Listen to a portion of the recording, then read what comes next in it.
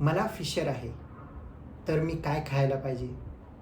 नमस्कार, मी डॉक्टर सम्राट जानकर, तुमचा पोटाचा डॉक्टर. ज्याला फिशर झालेलं असते, वेदना त्याला माहिती असतात आणि त्या पर्सनसाठी काय खावं, काय करावं आणि हे वापिस होऊ नये, वारंवार सफर होऊ नये, ह्यासाठी काय करावं हे नेमकं विचारत राहतात. तर मित्रांनो, आजच्या व्हिडिओमध्ये आपण फिशरच्या पेशंटला काय खायला हवं, भलेही तुम्ही मेडिकल ट्रीटमेंटवरती आहात किंवा तुमची फिशरची सर्जरी झालेली आहे आणि तुम्ही रिकव्हरी फेजमध्ये आहात आणि तुमचं फिशर बरं होत आहे, तशा कंडिशनमध्ये काय खायला हवं, काय खायला नाही हवं हे समजून घ्यायला हवं. जर तुम्हाला काय खायला हवं हे समजायचं असेल तर सर्वात पहिलं फिशरच्या पेशंटमध्ये कसा स्टूल म्हणजे तुम्ही मोशनला कसं मोशन असेल तर चांगलं राहतं हे समजणं गरजेचं आहे. फिशरच्या पेशंटमध्ये एक कट असतो, जखम असतो. जर तुमचं मोशन करत असताना ॲनस ओपनिंग जास्त होत असेल किंवा ओपनिंग खूप स्ट्रेन करून मोशन करायची गरज पडत असेल तर त्यावेळेला फिशर आणखीन कट होईल, ब्लीड होईल आणि तुम्हाला वेदना जास्त होतील.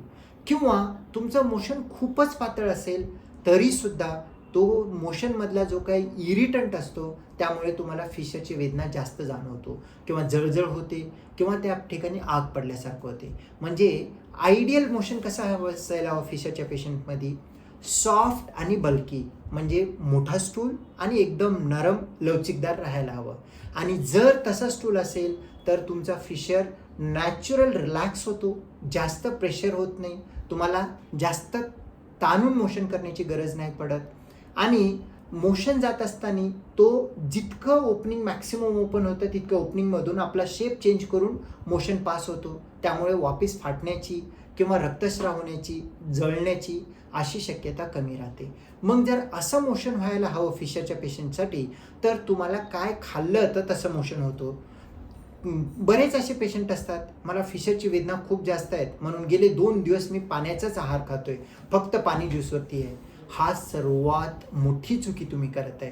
जर तुम्ही पाणीच जर पिताय आणि पाण्याचेच पदार्थ जास्त खाताय, शरीराची एक रिक्वायरमेंट आहे, ती रिक्वायरमेंट भागवण्यासाठी शरीरामधलं पाणी पूर्ण खाल्लेलं वळून घेतलं जाते आणि तुमचा स्टूल आणखीन हार्ड जास्त होण्याची शक्यता राहतो.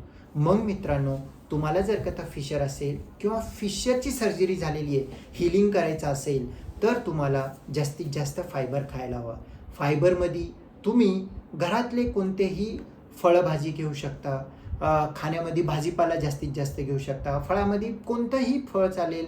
जर का शुगर वगैरे तुम्हाला नसेल तर गोड फळंसुद्धा चालतात. टरबूज आहे, खरबूज आहे, पपई आहे, सफरचंद आहे, केळं आहेत, कोणतंही फळ घेऊ शकता. प्रत्येक फळामध्ये काही ना काही अमाऊंट ऑफ फायबर असतो, काहीमध्ये जास्त, काहीमध्ये कमी. त्याच्या व्यतिरिक्त खाण्यामध्ये जास्तीत जास्त फळं भाजी घेऊ शकता. भाजीपाला जास्त खाल्ला तर त्याच्यामध्ये फायबरचं इंटेक जास्त होतो. त्याच्या व्यतिरिक्त तुम्ही हे घेऊ शकता, तुमचे ड्रायफ्रूट्स घेऊ शकता. ड्रायफ्रूट्समध्ये बदाम आहे किंवा तुमचे नट्स आहेत, स्प्राउट्स आहेत. बरेच असे पदार्थ आहेत आपल्या दैनंदिन खाण्यामध्ये, त्यांच्यामध्ये फायबर असतो. फायबर रिच असलेले जर का गोष्टी तुम्ही खाल्लं तर तुमची स्टूल सॉफ्ट होण्यास मदत होते.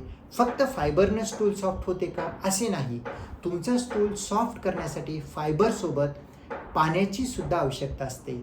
फायबर घेतल्याने स्टूल सॉफ्ट होण्याचं कारण असं आहे की फायबर आपल्या बॉडीमध्ये ॲब्झॉर्ब होत नाही. जर तुम्ही फक्त भात खाल्ला असेल तर तो स्टूल सॉफ्ट करेल का असे नाही, भाताला पूर्णतः डायजेस्ट होऊन ॲब्झॉर्ब होऊ शकतो, पण फायबर ॲब्झॉर्ब होत नाही. आणि फायबरसोबत तुम्ही जर का पाण्याचं प्रमाण जास्त ठेवलेलं असेल तर पाण्यासोबत फायबर असेल तर तो फायबर वलचिकता त्याच्यामध्ये तयार होतो, जेणेकरून तो ॲब्झॉर्ब होत नाही आणि मेंटेन ठेवतो, लवचिकता तुमच्या स्टूलला मेंटेन ठेवतो. आणि ह्या दोन्हीच्या सोबत तुम्हाला पेन फिशरचं जास्त असेल तर ओव्हर द काउंटर असलेले लॅक्सेटिव्ह किंवा तुम्हाला तुमच्या डॉक्टरांनी प्रिस्क्राईब केलेले लॅक्सेटिव्ह जर का घेत असाल तर त्यामुळे तुमचा स्टूल बल्की आणि सॉफ्ट होईल, स्टूल ॲनस रिजनहून पास होत असताना तुम्हाला जास्त वेदना होणार नाही. असलेल्या फिशरमध्ये आणखीन फाटून नवीन फिशर निर्माण होणार नाही, जेणेकरून तुमचं फिशर हील होईल. आणि हाच जर का तर तुमचं सर्जरी झालेला असेल तर सर्जरीमध्ये लॅटरल ॲनल स्पिंट्रोटॉमी म्हणून तुमचं स्पिंटर कट केलेला असतो. त्या कंडिशनमध्ये पण 1-1.5 सेंटीमीटरचा जखम असतो, तो जखम भरण्यामध्ये असतो. त्या फेजमध्ये तुमची जर का त्या ॲनल रिजनला खूप स्ट्रेनिंग नाही झालं, खूप उघडाव नाही लागलं आणि ताकद नाही लागलं तर ब्लिडिंग होणार नाही, वेदना होणार नाही, हिलिंगला पण बेटर होईल. मेडिकली ट्रीटमेंट करा किंवा सर्जिकली ट्रीटमेंट करा. तशा कंडिशनमध्ये हा जो काही सांगितलेला डाएट आहे, हाय फायबर डाएट, त्याच्यासोबत ॲडिक्वेट वॉटर इनटेक करून थोडंफार काही लॅक्सेटिव्ह जर का तुम्ही घेत असाल तर तुमचं फिशर बरं व्हायला मदत होईल किंवा फिशरची सर्जरी नंतरचं तिथला जखम बरं व्हायला मदत होईल. तर मित्रांनो, जर तुम्हाला हा व्हिडिओ आवडला असेल तर आमचा चॅनल गटफिट क्लब हा सबस्क्राईब करायचं विसरू नका आणि हा व्हिडिओला लाईक करा, शेअर करा, जेणेकरून दुसऱ्यांना सुद्धा मदत होईल. धन्यवाद.